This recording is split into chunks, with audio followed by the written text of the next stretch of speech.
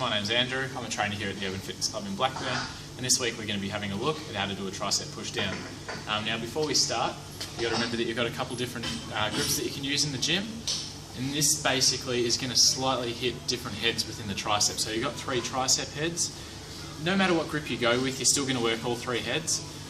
Each grip's just going to emphasise something slightly different. So for example, when I'm using this straight bar, when I'm doing it, it's really going to hit the outer head.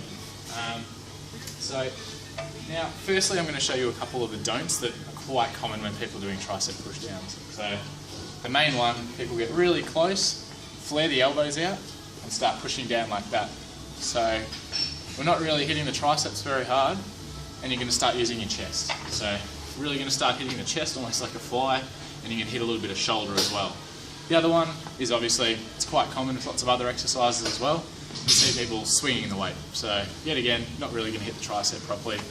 We're not getting the most out of the movement. So what we want to be doing is a nice comfortable stance. Doesn't have to be anything in particular, something you find comfortable. A little bit of a bend in the knees, a little bit of a bend in the hips, neutral spine, shoulders back, make sure they're not slouched too far forward, shoulders locked in.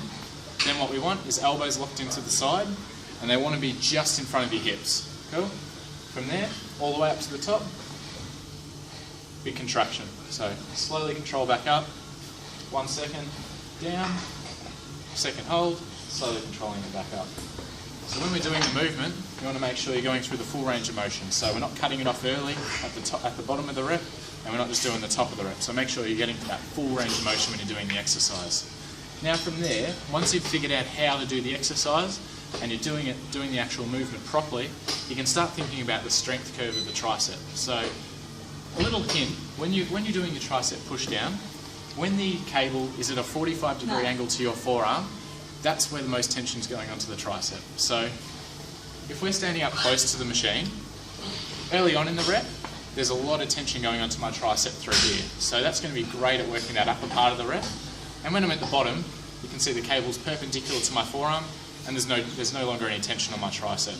So what we can do to improve that is you can do a little bit of close stuff, so you're working that top part of the strength curve. And then what we can do is we take a step back about 1 metre. Now, this top part of the motion, there's no tension really going onto my tricep. I come all the way down to the bottom, block it out, and now the cable's at about 45 degrees to my forearm, and there's a lot of tension going on right through to the end of the rep. So I can do some reps there, and I'm getting a really big contraction at the end of the rep. So when you're doing the exercise, guys, and once you've figured out how to do the movement properly, think about the fact that your tricep's made up of 3 different heads.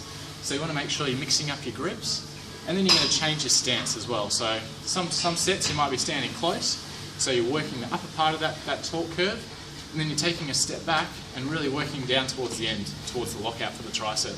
Give that a crack, guys. All the best.